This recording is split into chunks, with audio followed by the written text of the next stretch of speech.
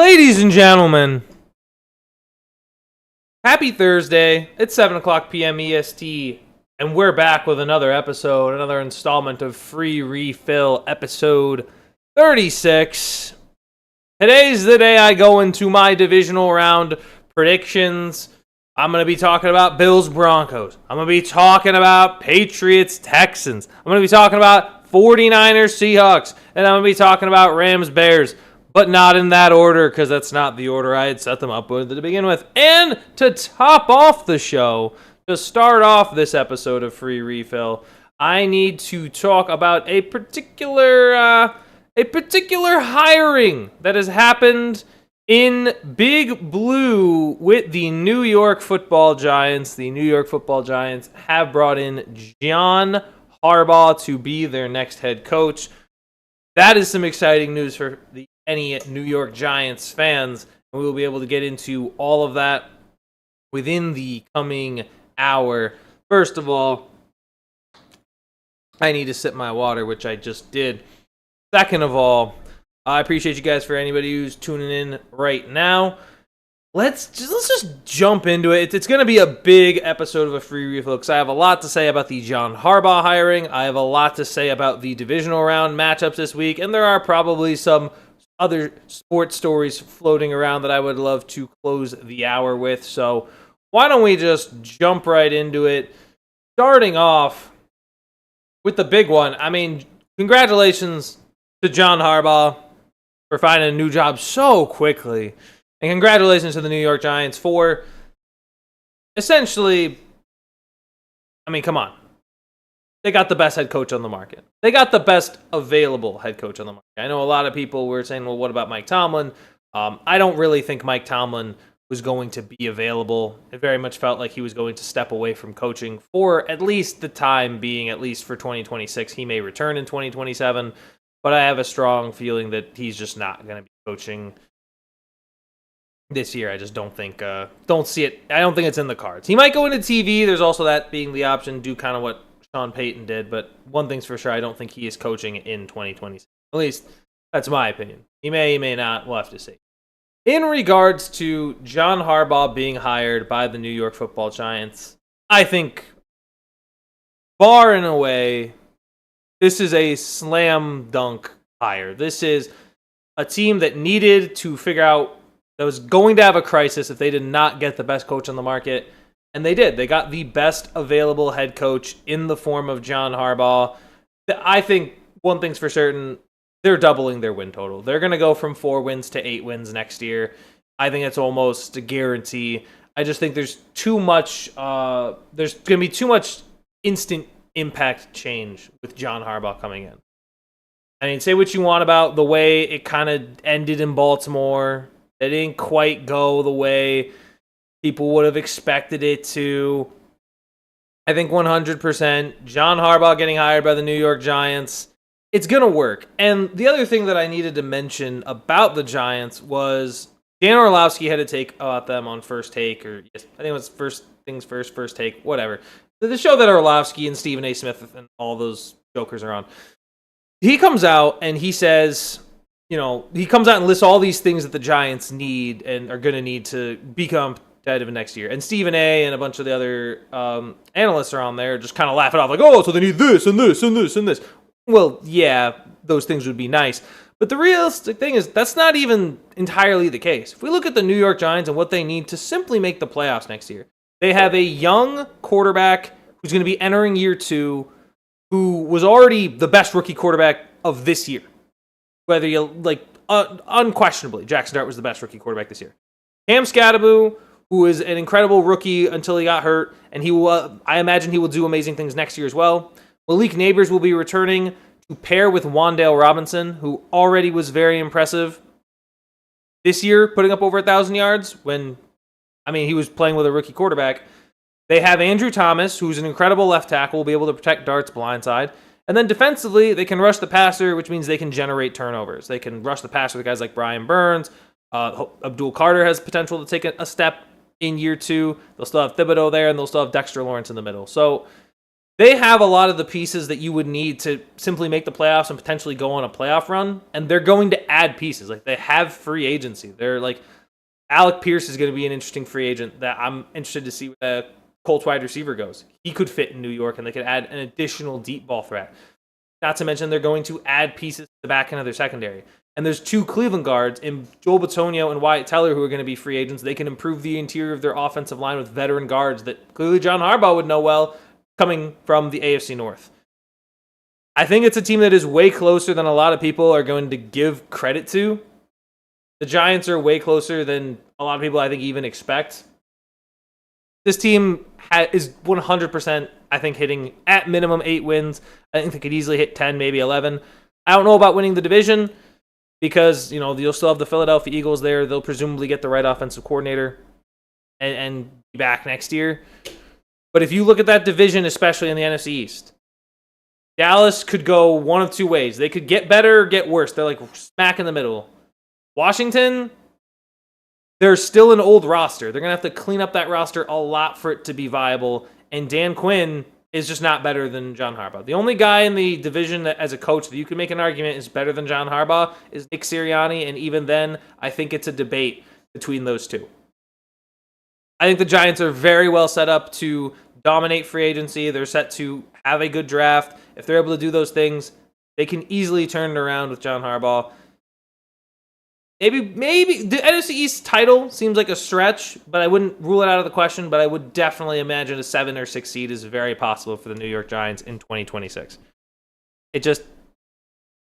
I think, because, and additionally, when we look at like Jackson Dart, sure, you could say he's the 4th worst quarterback, but still, we clearly haven't seen his ceiling. Like, I think there's a higher ceiling that could potentially be there. Dak ain't getting any younger. For the Eagles, they'd have to get their OC right. The Commanders just have too many old guys.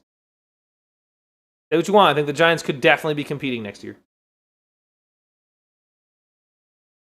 And the other little nugget of knowledge that makes the John Harbaugh being hired by the Giants interesting is once this first coach gets hired, now there are going to be several domino effects, I would imagine, within the next 7 days, right?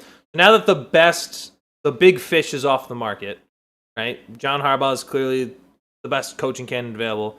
Now all of these other coaches and potential interview candidates will start falling into place because teams are going to start realizing, well, we missed out on our best guy. Now we got to go for the next. What else is going to be available out there? So I would imagine teams like Atlanta or Cleveland or Miami will start determining who their head coaches are within the next 7 days, because if they don't, they're going to be in a position where they're picking out of like the bottom of the barrel coaches, and very generally speaking, that's not the best position you want to be in. I think those interviews are going to be high flying throughout the weekend. I think from probably today, Thursday, to Tuesday next weekend, there's going to be a lot of different head coaches that are going to be available, and people are going to get their options, get their picks, get their choices of who they would want in that position. I think if you're the New York Giants, this is a complete slam dunk. I think it is. You got the best coach. You got the best coach on the market. There's very little else you could ask for in this position. Jay's in the chat. Jay, hold on. Let me just applause you in, buddy. I love to see it. Jay saying that franchise is ass. He's cursed now coming to the Giants. Listen, I will say, look, I don't know about all that. I think John Harbaugh is 100% the best coach that the Giants have got since Coughlin. I mean, they had, Ben McAdoo, followed by Pat Shurmur, followed by Brian Dable. And listen, I think the Giants made out they're going to probably have to give him the most expensive coaching contract in history, because that's just how we pay coaches and also quarterbacks these days. But this went well. I think this is perfect. I think now he goes to a position, John Harbaugh he'll have Jackson Dart at quarterback, who could be stepped up, take a big step in year 2. You have Cam Scadaboo coming back from injury. You have Malik Neighbors coming back from injury to pair with Wan'Dale Robinson, who had a good year this year. You're also going to have Andrew Thomas at left tackle, and you've got the ability to rush the passer. You can go out in free agency, get a guard or two, like Wyatt Teller will be available, Bitonio will be available, veteran guys that Harbaugh played against in the AFC North that he would love to have on his roster. and then shore up the secondary. Spend some draft capital in the secondary, or I wouldn't go out in free agency. I just don't think the defensive back market is crazy. I just generally think it's a weak, like a weak free agency class in terms of the secondary. It's a weak free agency class in my opinion in general. But there will be options. There will be opportunities, no doubt. I think this is the best coach. This is the best option. Jason, agree, he's the best, but that GM is. Hey man, with all that GM brought in Scatterboo and Dart, so I mean, how special needs can he really be? I think as long as, and listen, Harbaugh's gonna have say on drafts. Like, there's no way they're not gonna bring in John Harbaugh and then say he'll have at least like a huge amount of say. I think in deciding who they want to bring in. There's no way he doesn't. They'll be fine. They'll be better. 100% I think the New York Giants will be better. That's for sure. I think they'll be better. I think there's a very strong chance they double their win total. I think they'll have a lot of opportunity to do that in the future. That's what I see. I think it'll be big time. I think they'll definitely have their options there. And I mean, listen, at the very least, I think they will be second in the NFC East next year. Nothing about Dallas or Washington makes me think that those guys are teams going to be back next year. Washington, again, has too many pieces that they need to move off of for being too old, and Dallas is just mediocre. Like, Dallas did not hire a great coach. They hired an average coach. I like Schottenheimer. I think he's better than what I thought he'd be, but he's still not... He's no Shanahan. He's no offensive genius. They're going to be... Like, the Cowboys are meant to put on, high-scoring point shows. They're not meant to really win games. They were not built to win games this year, and I don't think they're going to be built to win games next year. They're just a okay franchise right now. He said he brought in his own kind. He brought in his own kind. Oh, I see. Bunch of, what do we call it, cran eater? Well, listen, I'll say this. Scatterboo is, I've seen these clips from streams. He's very entertaining. I'll give it that. He's definitely got, he's very entertaining in that regard. Yeah, a lot of big opportunities. Moving along to the next thing on our list we got the divisional round matchups, and I am very excited to see what the divisional round matchups are coming up. And of course, with this weekend, we are going to have the Buffalo Bills and the Denver Broncos matching off in the first round. It's going to be a Saturday, coming in at, I believe, let me double check. Looking at what we were thinking. It is 100%. Yeah, it's 4:30. So it's that first matchup at 4:30 p.m. EST. Gonna be a very exciting matchup for the Buffalo Bills and the Denver Broncos. I'm gonna say this for Denver. A lot of people have this idea that with the Broncos that they're kind of fraudulent. They've been 15 games. They've won 15 games, most of them by one score. They've trailed in every single game. Bo Nix feels like 100% the 8th best quarterback left in these playoffs. A lot of people would have had him outside of the top 10 when we were sitting at 14. And despite that, I still think Denver has a very talented and incredible roster. When we're looking at the roster here, secondly, that roster is fully healthy. Unlike Buffalo, where when we're looking at the Bills, I'm seeing 3 wide receivers active, which means 17 Josh Allen is 100% going to have to be Superman. When you're running out a wide receiver trio of Brandon Cooks, Khalil Shakir, and Keon Coleman, you know what this feels like? This feels so much like Super Bowl 50, when it was the Carolina Panthers and the Denver Broncos. When that Broncos team was vicious coming off the edge with Miller and DeMarcus Ware, right? They were able to get to Cam. They were able to make it difficult for him. And listen, I think Josh Allen's a little bit of a better quarterback in his prime than Cam was in his. But this is such a, I guess they would still have Kincaid and Dawson Knox. That's going to be your 2 guys that they're going to have to rely on. Because that's a painful wide receiver trio to be rolling out against a Denver team that has had rest, will be at home, and is still very much able to play what I'll call crowd control, but it's really just controlling the time with their running backs and their quick passing game. Listen, a lot of their dump offs to, I believe it's R.J. Harvey. They have Troy Franklin. They have a lot of little underneath route running guys who can also take it 0 to 60 on you and run all the way to the end zone. They just have a lot of little small pieces, and they're just healthier. They're just by far, bar none, healthier, which is why I was shocked coming out that Buffalo was the favorite in this game going on the road. I think that spread has adjusted from the last couple of places I've seen. I think Denver's back to being favored by 1.5 points. But you're asking a lot of the Buffalo. Like right now, even in this case, you're asking a lot of Josh Allen to just go in and be Superman again. Because it felt like he had to be Superman in Jacksonville with his 10-yard tush push.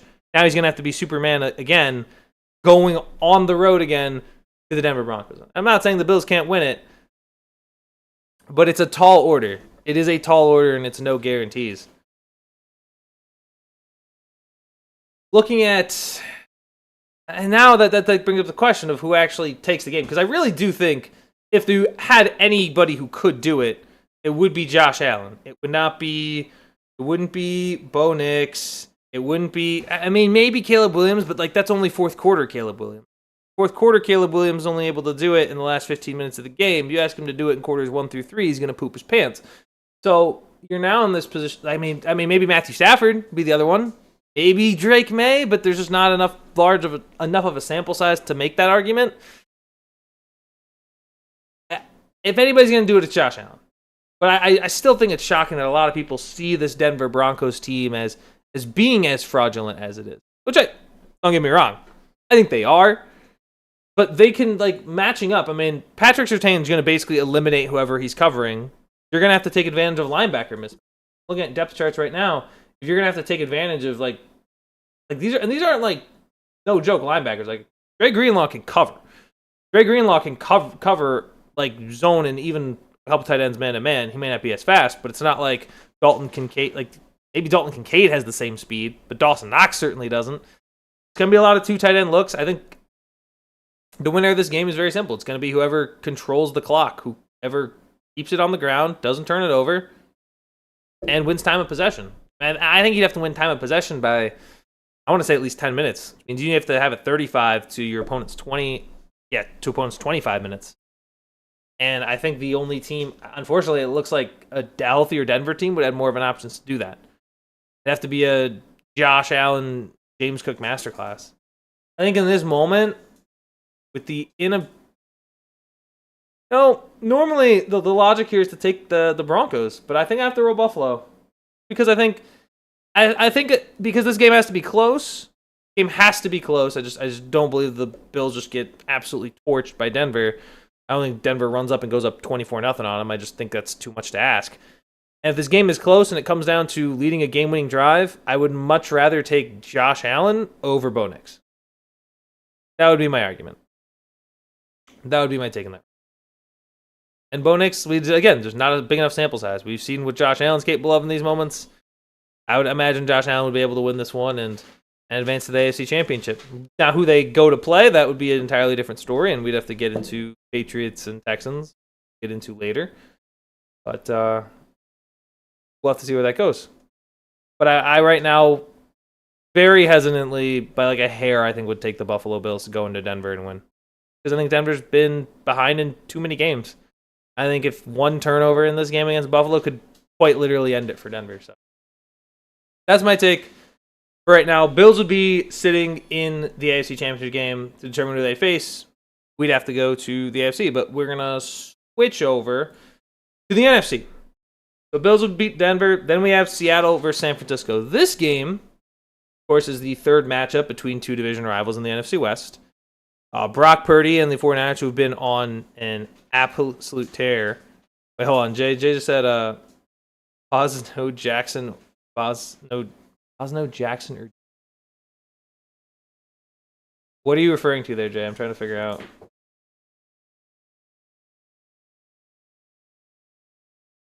there someone not available?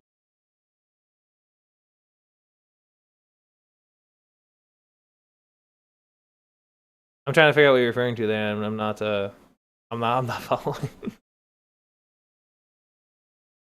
In regards to 49ers Seahawks, I don't see. Well, let's start with this. Number one, the big headline of the story that just happened, I think, T-3 hours ago. Sam Darnold currently has an oblique injury Came up on the list as questionable. Was not questionable pretty much the whole week until just now.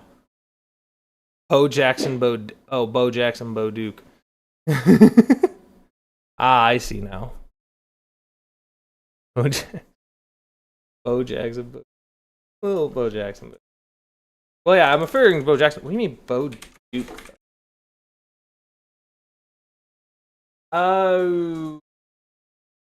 Hazard? Bo Jackson. Is that's a reference to? Is that the Duke's? Huh. I wouldn't have expected that. What do you know? I don't look. Bo Nix in that game is just, I think, not a guy I would trust. That's the only thing I have to say. Bo Jackson's just not a guy I would trust in that. That would be my overall analysis on. I can't take Bo. As for San Francisco, there's another guy Seattle rather. There's another guy I don't really trust right now. Yeah, that's what I was saying, Marcus. Oh shoot, Marcus is in the chat. Marcus, let me get you your applause, brother. Appreciate you for pulling up, man. Duke's Hazard. I aged myself. Yeah. No, I haven't. I've heard of the movie. I've never actually seen, or not movie. I guess TV series, not the movie. Bo Duke. Is it in the next line of Bo's? Who's a good Bo and who isn't? Bo Duke. It's Bo Jackson. Bo Duke. You know, I was speaking of Bo Jackson. I was recently rewatching BoJack Horseman. And they made that. I just come up to that point where it's like, well, didn't you used to play football and baseball? And it's like, did you think I was Bo Jackson? There was a joke in there about that. I just figured I'd mention that. Anyway, my bad on that. I'll have to add it to my watch list, the Dukes of Hazzard. I'll go find it. Let's go find it and watch it. Usually, the other thing, there's something what happened. Little story time before I go back talking sports. I had one of my buddies come over. What were we watching? I want to say it was 21 Jump Street. We're like, we want to watch a movie, 21 Jump Street? Like, yeah, but I want to go to bed in like 45 minutes. So we're like, okay, the movie's an hour and a half. If we put it at 2 times speed, that means we can get it done in 45 minutes. And it just made the movie so stupid. Oh, but it was fun. You can get speed run movies. It works best if it's a movie you've already seen, but it just works. It works. Like if it's a movie you've already seen, it's great. It's perfect. BoJack is so underrated. I 100% agree. It's always a show. It's like can be depending when you're watching it, could be a very depressing show, but it's also got a lot of interesting moments. And I don't know. I enjoy watching it. I've always enjoyed watching it. I've had a good time watching BoJack. Every time I come back to it, it's like every probably like couple of years, I'll come back to it and rewatch it. I think I've watched it 3 or 4 times now. But it's a very good show. I've always enjoyed it. And Marcus, good luck. The General Lee has the Confederate flag on the roof. Everyone went carrying and got it taken off the air. Oh, what? Well, no. I imagine I'd be able to find it. It's not about it being on the air. It's definitely somewhere. There's a large treasure trove of stuff that has and hasn't been on the air. That's just got to have the right URL, Marcus. Once you have the right URL, you can pretty much find anything. And once you find it, I'll find it and I'll be able to watch it. I guarantee it. It's the Philip White guarantee. I will be able to find it. I will be able to watch it. And I'll start referencing it. I'll start passing references in the show. Like on Monday, I'll reference it at least 3 times. So there you go. Moving along, I just want to get back into this. First off, for Seattle, Sam Darnold is questionable with an oblique injury. I'm not sure on the full status, but I did see it come up across my page because I was like, what the heck? But he is expected to go. But he did pop up as questionable with an oblique injury, which could be a little concerning based on what we know the track record of Sam Darnold being in past, specifically with the Minnesota Vikings last year. Now they're hosting San Francisco, and listen. I'm going to say right now, San Francisco has everything to gain and nothing to lose, which is one of the scariest teams face in any context. And that's why I think this game will be a very close one. This is like a down-to-the-wire game. I think San Francisco, when you're a team that is as banged up as they are and has absolutely nothing to lose, it is one of the most terrifying things in sports. And I think that's why the Pacers were so terrifying last year. Just not much expectation, but when they're hot and they're on fire, they just went off against a bunch of teams. And that's what makes this San Fran team so dangerous, especially for a Seattle team that has a lot of high expectation coming in. Like if San Francisco, I think what San Francisco is going to do is, let's say they win the coin toss and they get the ball first, they're going to drive right down the field, they're going to make it 7-0, and you're going to be Seattle in a position thinking, oh, well, we got a game. That I think is what's concerning, because if San Francisco is able to do that, get up on the board early, I'd be a little concerned. Right, I'd have my concerns. I'd have issues, especially because, again, you're playing with Sam Darnold, and I love Sam, but I think at the end of the day, if Sam starts to push things and starts to turn it over, it could get out of hand for Seattle quickly. That being said, the 49ers are banged up. They are banged up going on the road. This should be a slam dunk for the Seahawks. Everything about it, the 1 seed, they've had a great defense all year. Their run game is clicking at just the right time. We're going to need to see. They need to come out with a game plan for the 49ers. And listen, Mike McDonald was brought into Seattle with the goal of, we want a defensive coach that is creative and can counteract Kyle Shanahan and Sean McVay. We want a head coach that is capable of doing that. That's why they had brought in Mike. If they want to go and down this 49er team at home, this defense needs to get after Brock Purdy. Because listen, he is playing, I think, some of the best. Like, even last week, you could say, oh, he had a couple bad interceptions. He played very well, all things. I think what Brock Purdy has done for this 49ers team that was so banged up, I know Mac Jones was there for half the year, but what Brock Purdy did late in the game against the Philadelphia Eagles, you got to give him and the 49ers a lot of credit. And, of course, losing George Kittle certainly doesn't help. But if there's anybody who can win a game with a bunch of misfit toys, it's going to be Kyle Shanahan. I think, or at the very least, put up a fight. Because this game will not be, I don't think this game will be a blowout. I think this will be, San Francisco is going to keep it close. It's going to come down to a play or two. The question is which quarterback's going to make it. And as crazy as it is, I think if it comes down to that, it's going to be Brock Purdy, especially if Sam Darnold's not fully healthy to go. I'm going to pick the Seahawks, though, and the reason why is just they're just way too healthy. Like, if I go in and I look up at the Seahawks depth chart right now, I mean, I understand, yes, Sam Darnold being questionable. Outside of that, I mean, guys, they've had their offensive line has been much improved. They have one of the top receivers in the league in JSN. The combination of Kenneth Walker and Zach Charbonnet. And that defense has played on the back end very well with young players like Nick Amani-Warrior. Tariq Woolen has quietly, I think, been top or like bottom 5 in receiving yards allowed. Like, he's not, or I guess that would be top 5. So he has not let up nearly as much receiving yards, which is shocking for a guy that was basically a trade candidate. I think I think Sam Darnold too should have a chip on his shoulder. I think he should be a little irritated about the way things didn't pan out with the Vikings last year. I think this year you'd want to be, all right, I want to make things work. Let's go. Let's do this. Let's go and win this game against the Rams. This is what I want to do. That's what we're going to do, and that's what I want to see them do. I'm going to take the Seahawks by a thread. And I'm just going to hope that their defense is going to be someone that makes a play. I mean, listen, San Francisco looked a little outmatched against them in San Francisco. If they're going to go into Seattle this undermanned, they could be even more mismatched.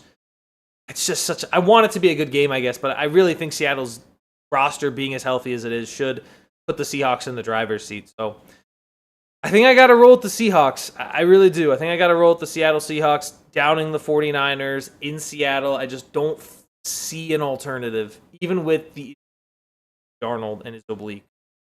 If it is a serious thing and it does nag him a lot, then it could cause problems. But if it's not, I can't not. I need to see. I just really want Sam to get a playoff win. Mostly, in all honesty, to 100% spite the Jets. Like, if they're a former quarterback of theirs is in the NFC Championship, I just feel like it might rub them the wrong way, But we'll have to see. I think it'll come down to what Sam does. Marcus in the chat saying, I agree with you on the Seahawks winning. I feel as though even with the Niners' injury trouble, they have better weapons. The only thing I'm worried about is Darnold's injury. Throw deep and make the throws with injury. Throws with injury, they win. Yeah, that's the one concern is how serious is this oblique injury? Because it was reported as questionable, but it's already been talked about that they expect Sam to be ready to go against the 49ers. That's just my major concern. And I think they should be fine. I think their game plan from what I saw last time when they were in Santa Clara was just dump off, get the ball in the hands of Kenneth Walker, let him work, control the clock, get the run game going. I think they should be fine, all things considered. I think they should be in the driver's seat. This should be a matchup for the NFC Championship game. And, man, who their opponent will be very fascinating. I'm very excited to see who they'll match up against. Because that Rams-Bears game, I think, is so much more in question than this one, in my opinion. But just, again, because Sam Darnold's the quarterback, how is he going to step up? Is he going to look like he did last postseason? Or is he going to be a new Sam Darnold? Is he going to look a little better this time? So that's what it's going to come down to. Moving along from the 49ers and Seattle Seahawks. So we would say it's Bills and Seahawks are in their respective championship games. The question is, who will face Buffalo Bills? Do we think it would be the Houston Texans or do we think it would be the New England Patriots? Now, these are two defenses that put on incredible performances in the wild card round. We saw, first on Sunday Night Football, we saw the New England defense hold Justin Herbert to a measly 3 points, kept them out of the end zone. They dominated all night. They were constantly in his face. They did not make it easy on him whatsoever. And then we also saw the Houston Texans on Monday night go into Pittsburgh, basically make Mike Tomlin step down, score 2 defensive touchdowns to ice the game, and completely dominated the Pittsburgh Steelers in every fashion. And now we get what is expected to be very much so a battle of defense. And, I mean, listen, I'll tell you right now, without a doubt, I think the better defense is the Houston Texans. It just is. I mean, Willie Anderson, you got Will Anderson Jr., you've got Daniil Hunter, you've got Derek Stingley, Kamari Lassiter, Jalen Petrie, Azeez Al-Shaair. You've got a absolute unit that DeMeco Ryans has coached up. But the one thing is also, it's possible maybe a trend breaks for the first time. The Houston Texans would be in the AFC Championship game, which is something they have not done. As for New England, they are going to be once again a 2 seed in a divisional round matchup. The New England Patriots, we saw what they were able to do against Chargers, and that offensive line. I don't even know if you can call it that. That line is in the offensive line. I think it's just offensive. And you have, but the issue, and I think Marcus was calling it out, is CJ Stroud.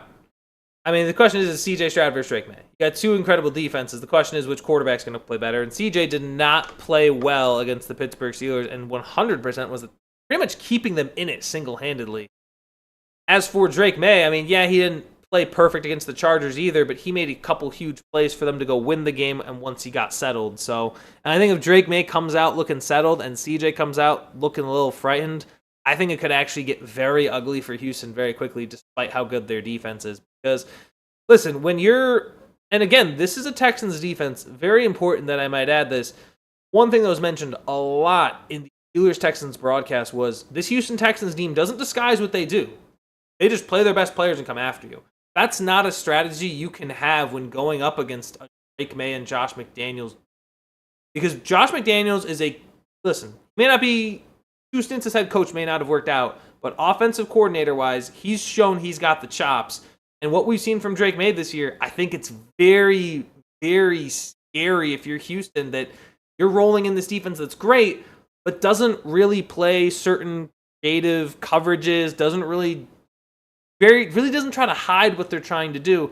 And against a quarterback like Drake May, who, yes, is young, but has an offensive coordinator who's seen a lot of things like Josh McDaniels, I would be concerned if I'm Houston, especially considering CJ Stroud and his turnover issues last game. But listen, New England's not as fully talented as the Houston Texans, but in terms of matchups, I just think New England might be in a better spot than Houston for this game. Warren Marks was saying Texans and incredible in the same sentence. CJ played like a newborn baby deer. D incredible, yes. Yeah, I mean, listen, CJ just didn't look good. He looked scared. He looked like, again, it almost looked like, believe it or not, it was his first playoff game when, frankly, it's his fifth. So, at what point, if you are, especially if you're a team like New England, here's the reality. If you're the Patriots, you just, for defensively, you just want to see, is CJ Stroud going to be able to be this? And listen, CJ Stroud did make one or two decent throws, but really the fumbling was a huge issue. The turnovers were a huge issue. If CJ Stroud, if I knew for a fact CJ Stroud wasn't going to go into this game and turn it over, I'd probably give the Texans the win. But my gut feeling tells me it's going to happen once. And if my gut feeling tells me it's going to happen once, there's a very good chance it's going to happen twice. And this is not a New England team that you can afford to turn the ball over against. It's just too well coached. They're too sound.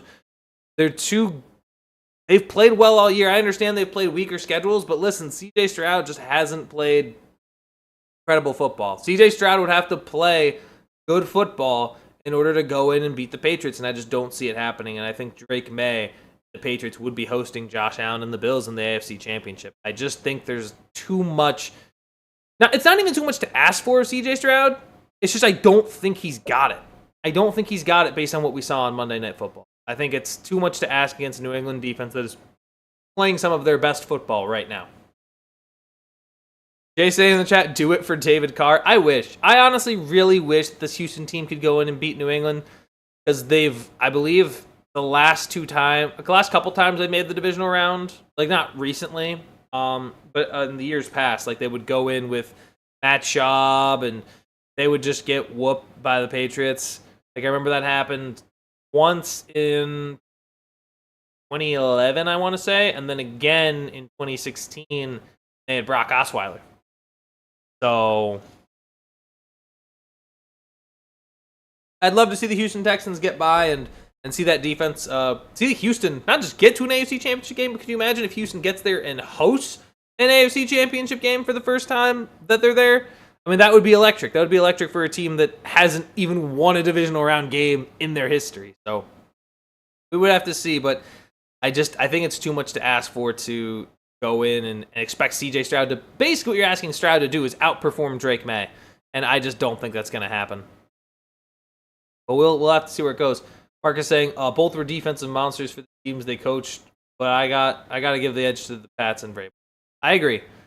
This feels like and listen, I think there's very little room for error. I think that's what it is. I think if you're Houston going on the road, limited offense, your offense can't make errors. Your offense cannot make mistakes. The best thing I would say is maybe the transition, maybe getting Woody Marks and Nick Chubb somehow moving the ball, which honestly, you know what's crazy? We talk about Nick Chubb and Woody Marks all year. Did Joe Mixon ever get healthy? Or did he just stay on IR the whole year? Like, Joe Mixon never came back from injury, which is kind of crazy when you think about it. And yet they're still in the playoffs and still won a playoff game. So maybe if Joe Mixon was somehow healthy for this ball game and just going to come in and do a number, then maybe there would be an argument there. But I don't think there is. And just a darn shame. Darn shame for the Houston Texans. Let's see where it goes, though. But I have New England. They would then host the Buffalo Bills in the AFC Championship game. And for the final matchup in the divisional round, I think of all of them, this one screams entertaining. I mean, this is Matthew Stafford versus Caleb Williams. This is in my opinion, the MVP versus the clutch fourth quarter quarterback that Caleb Williams has been. I mean, this one is, I think, of all of them, I think the most 50-50, I would think, just because the Bears are at home and they find ways to win these games, but also the Rams just feel like a very competent organization and a competent football team. Listen, the energy in Chicago, it's going to be loud, it's going to be electric. What Caleb and this Bears team have done, I mean, is unreal. I'm shocked. Like, I think I mentioned this earlier this week. I thought they'd be good. I did not think that they would be this good this quick. And they're still missing out on a lot of opportunities. I think against a Rams team that you cannot really afford to miss out on opportunities for a couple of reasons. The main reason being, I think they would make you pay because you've got Sean McVay and Matthew Stafford, who are just, I mean, listen, you can say, oh, well, they barely got by Carolina. They're not particularly playing well. Matthew Stafford, in essence, is very similar to Caleb. He comes up big in the fourth quarter. He's going to make big-time plays. I think this is one of those games where whoever gets the ball last is the winner. Well, time regarding, but if this team has enough time, go down and score, they're probably going to do it. I think the one concerning thing with Chicago, and I've said this, a lot of people have said this, is that how can you keep playing so poorly through your first three quarters and then just storm back in the fourth? That's really the issue that we've kind of seen with the Chicago Bears is three quarters, like even against Green Bay, like those three quarters were miserable. And then all of a sudden 25 points in the fourth quarter to go out and win it. I just don't know if you can get that same result again. I don't know if you can replicate that same result against the Rams team. If you can, I'll never doubt you again. But it's very difficult to win football games when your first three quarters are struggling. You just can't replicate that every single week. I think the Bears have to come out strong and get points up on the board early. Make it clear that it's their house. Make it clear to the Rams that, listen, we're not just gonna go softly into that Chicago night. We're gonna try to shoot for an NFC championship here. And listen, depending on the way Sam Darnold plays versus 49ers, there is a real chance the Chicago Bears would host an NFC championship against potentially the 49ers. So, and they played them very close in their last matchup. So I'm very interested to see, and I'm also, I mean, listen, the other thing about this too, two of the best offensive minds in football right now, and Sean McVay, who almost feels like, it's crazy to say this, Sean McVay, the veteran. Like, Sean McVay was just high, I've seen 10 years of Sean McVay, and I'm like, what? Sean McVay's the veteran coach in this matchup? Like, it's kind of wild to think about, that's like the veteran versus the rookie. Like, it's like the King versus McQueen. Like, I'm very excited to see it. I would say, based on what happened last week with Carolina, I really do think that the Rams are just more equipped to win. I understand what the Bears have done, but based on the slow kind of three-quarter starts in a lot of their games, and based on the fact that, like, a lot of weird things had to happen for the Rams, for that game to even be close versus Carolina. Like, the Panthers got a blocked punt to get close in and score a touchdown. You had Puka Nacua with a drop that he almost never has. I just think there were a lot of things that happened in that game against Carolina that needed to happen for Carolina to play it close. Chicago would need those things to happen, like, similarly again. Like, I think this game will be close, but I just think the Rams are have the experience. They've been in a lot of these positions where they can go win these games. I like the LA Rams by like a field goal difference. Like, not even like anywhere between a 1 and a 3 point difference. I think the Rams would go into Chicago and win. Chicago would come close to coming back and just not be able to just come up just short. And I think the Rams would take it with Matthew Stafford and be going to the NFC Championship game to face off against the Seattle Seahawks. Which means, and I don't know if this has happened, maybe in history. It definitely has. It definitely has. I don't remember the last time that both conference championship games were divisional round matchups. But there's a divisional round matchup, but there's a very real chance that that's what we get on AFC and NFC Championship Sunday. Very real chance. So I'd be interested to see, I guess, kind of where that goes, what we would be expecting. I just think with Matthew Stafford, I think we've seen him be here before. I know we haven't seen Caleb Williams be here yet, so maybe he's the better quarterback in these matchups. But I gotta say, I really think the Rams are just gonna do it. I think the Rams have slightly just more opportunities to make plays. I mean, I know the Bears have been opportunistic, and a lot of guys have been playing at an elite level all year, but I think Puka Nacua is just going to be a monster and tough to stop. Versus where it's like Chicago, they got some guys, they got some pass catchers, but I'm taking Puka Nacua over that entire Bears roster. I know Colson Loveland's been good as well, but Puka Nacua is a different animal. Matthew Stafford's just a different animal, so I'm gonna take with the Rams in a close one against Chicago. Jay in the chat saying blue collar versus Hollywood. It does kind of feel like that, but also I feel like I guess Ben Johnson kind of brings that that Detroit kind of grittiness to his team. So it's also interesting that Ben Johnson didn't defeat the Lions, but beat the Packers twice. I thought that was interesting. They didn't beat the Lions, and that was interesting. The Lions beat the division winner twice, but got swept by the Packers and the Vikings. Like, football is just there's always so many wild anomalies and wild statistics that happen over the course of the year that truly shock me. Jay saying the most interesting matchup of the playoffs by far. Bears have a legit start if they can score early. This is going to be a good one. 100%. If they can get on the board, I think honestly, maybe a field goal would be enough, but I'd really like to see a touchdown. I think the way the Bears play, especially, it's very different than what Charlotte and Carolina play. They would be, because they're very much a run-first team. Say what you want about this team that Caleb Williams almost threw for 4,000 yards. This is a running team. This is a Kyle Monungai and DeAndre Swift. That's how they want to win games. They want to ground and pound and win games that way. I feel very much that that's what they want to do. If they're able to score early and then kind of play that keep away from Matthew Stafford and the Rams, then this is 100% Bears game. But I just don't think they're going to be capable of doing that for 4 quarters. I think the Rams are just going to be able to capitalize on some key plays and some key downs, and they're going to go on in, and they would be heading to Seattle for the NFC Championship game, which honestly, I think that is an incredible Final Four. If it would be Bills, Patriots, both those games were great. 49ers, Rams, Seahawks, knowing how great that Thursday night game was.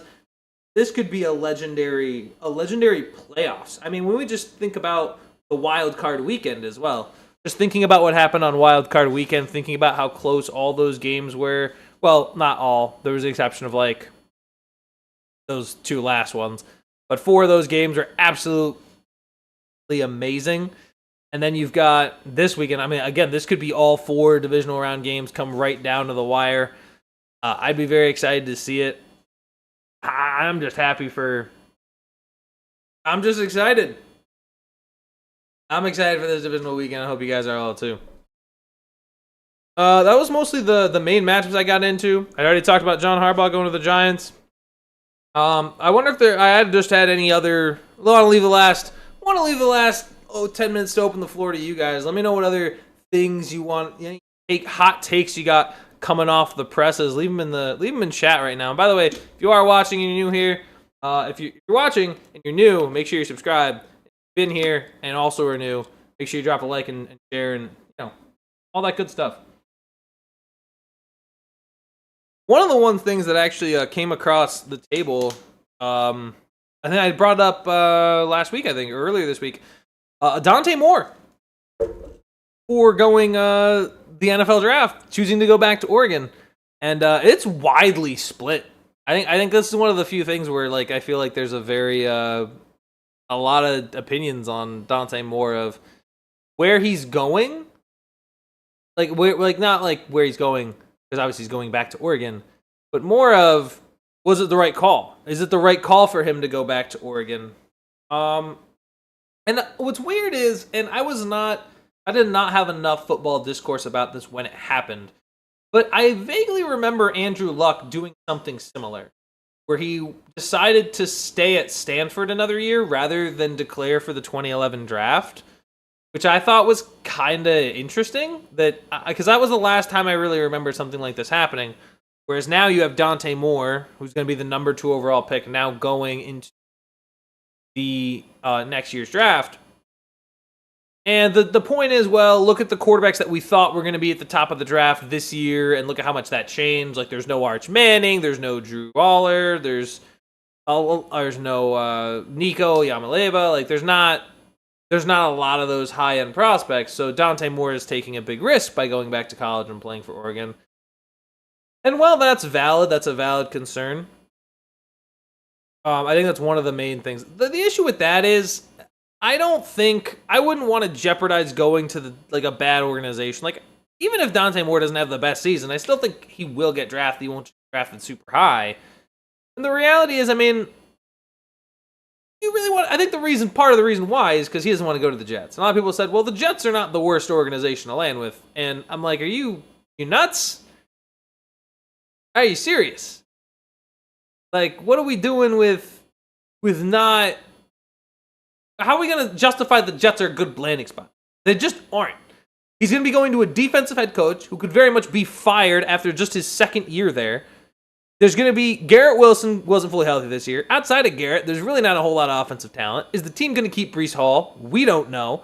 Yeah, they have a lot of draft picks, but that at the end of the day, if you're going to ask me what they're going to do with those draft picks, we don't know, and we don't know what players they're going to ask for. What are we talking about? Does it make any sense? Like, let's be reasonable here. Dante Moore's got a point. Who wants to play for the Jets? And they'll be like, well, who's going to be better to go there? Buddy, there's going to be other options. There are options with better pass catchers. There'll be options with offensive head coaches. Defensive head coaches don't win championships unless your name is Bill Belichick. Marcus in the chat saying, hot take, thoughts on taking the worst 4 teams, putting them in a flag football tournament format. Winner of the tournament gets the first pick, second place gets second, and so on. Ditch the Pro Bowl for this. The 4 worst. So the 4 worst teams. Well, I definitely think number 1, the Pro Bowl games just suck, dude. Like, I just want them to go back to a normal Pro Bowl. Like, can we go back to a normal Pro Bowl with legitimate incentives for players? Like, I'm surprised that's not a thing. It's just weird to me because then you end up having these players who don't want to participate in these stupid games, and you get Pro Bowl replacements, and it's like there's no shot that guy should have a Pro Bowl to begin with.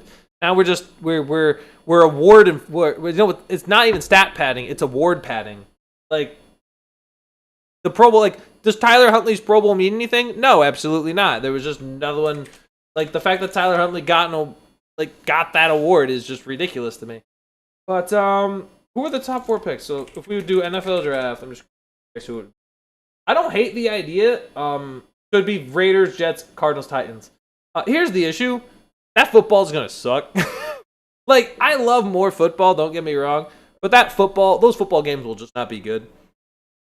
Like, I mean, and flag football, it would be exciting. It would be a little more exciting if it's flag football, sure, but I also still don't think there's enough incentive for players to just want, like, the number 1 overall pick. I don't think there's enough incentive for the players themselves. It'd be great for the organization. For the players to do, I don't think they'd want to buy in on that as much. I don't think players playing get a pick.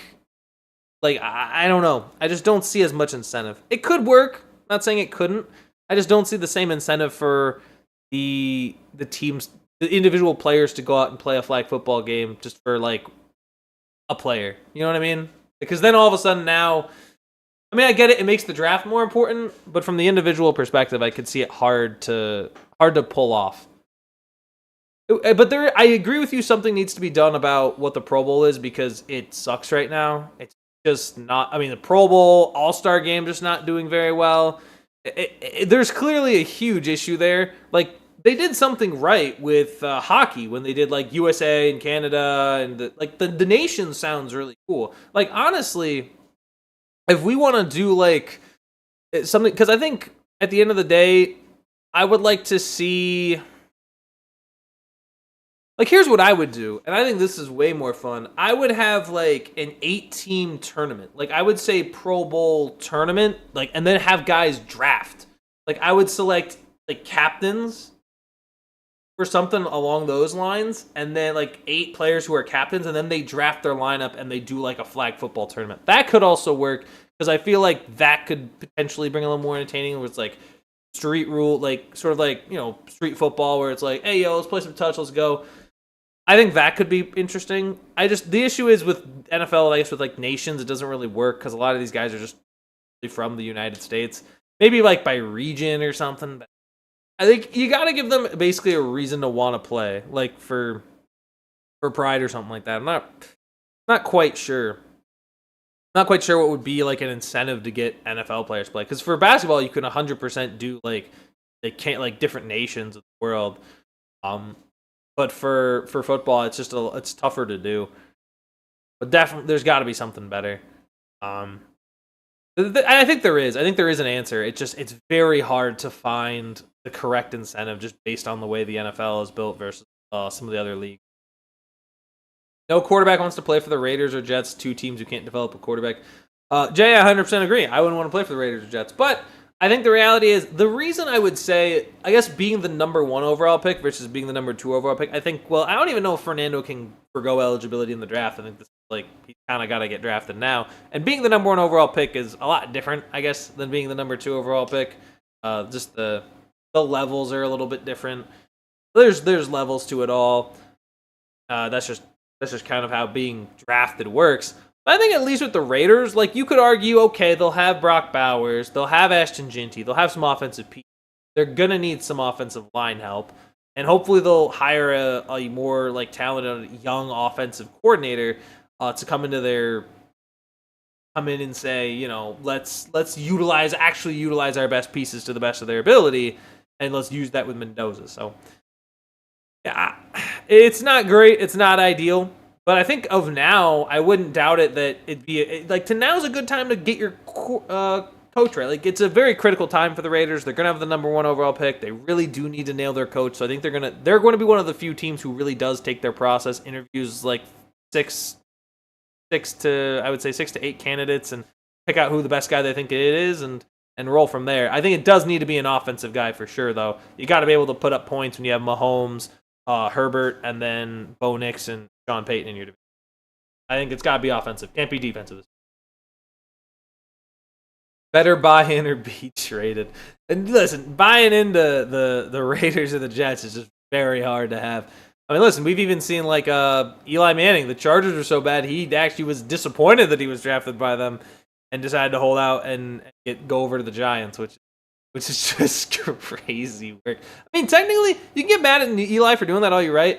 Looking at it in hindsight, he was probably right, because he wins 2 Super Bowls with the Giants and upsets upsets what could have been the best team of all time, but now they're not because they didn't win. And then, of course, you've got Phillip Rivers, who never won anything with the Chargers, despite having a number 1 in offense and defense one season and straight up missing the playoffs. So there's that. Mark is also saying NHL was phenomenal. I will legit watch the Olympics because those nation games are so good. Yeah, it feels like because you're playing for something more. Like, you're not just playing for a team or an organization. You're playing for your country, and that has a different emphatic feeling as opposed to like, oh, I play for the Pittsburgh Pirates. Like, no, I play for Greece, man. I play for Greece, like the Greek feet. I don't know. I tried to do my Giannis there. But yeah, like, playing for your country, it feels so much more important than playing for the organization, because where you're from. You're playing for your heritage, you're playing for your culture, you're playing for your people. Way different than just playing for, you know, a team you play for. Just not yeah, I get there's like loyalty there as well, but playing for the country is just different. It's on a different level. And then Jay said, yeah, those nation games were must watch if you aren't a hockey fan. Those nation games, if you aren't a hockey fan. Yeah, 100%. That was probably some of the most fun I've had watching hockey games. Like, outside of hockey games I've been at. But seeing that this feels more important. It feels way more important when you're putting a flag up there as opposed to a logo. When you're putting a flag up there, it just feels... gets me hyped. Gets me pumped up to just see players want to actively play with those reasons. And Mark is saying, imagine if that trade didn't happen. Rivers in New York, my God. There was actually... someone did a video on this. I believe it was Dave Damashek. He had this series called the NFL. I think he did a series where what would have happened if Eli was a Charger. I think it was made in like the early 2010s, so obviously it doesn't cover like the last 15 years. But if Eli Manning was, like, I think he's done, if Eli was a Charger, I think he did what if Bell didn't get hurt in the 2014 season. He's done a few of these that were pretty good. He's done Johnny Manziel if he got drafted by the Cowboys instead of Zach Martin. Like, what could have happened then? There's some pretty good ones out there. I would Google if you have an NFL by Dave Damashek. It's a very good series. It's something I want to do at some point with a couple ideas here.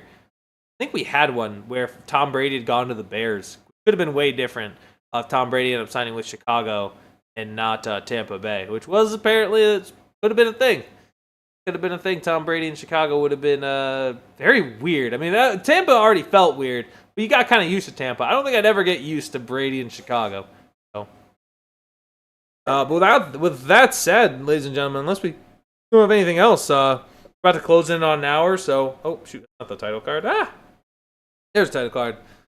Thank you guys for joining in for another episode of Free Refill. This was episode 36 in the books. I'm looking forward to a big-time divisional round weekend. I'm going to be out in Rochester, so I'll probably be watching around out there. That's all I've got for you guys tonight. I hope you guys enjoy the weekend. I know I certainly will. Again, I'm not going to do a kind of pregame show because I've already done the predictions here. So we'll be coming up here on probably Monday, I think. I think we're going to be doing back on Monday with another episode of Free Refill where I'll be reacting to who will be in the AFC Championship game. And if any other coaches get hired, will other coaches get hired? What's going on in the NBA right now? You know, what are the big headlines? We won't know until Monday, but I appreciate you guys, of course, for watching. If you enjoyed this episode, make sure you leave a like, make sure you leave a comment, share, do all that stuff, tell people about the show.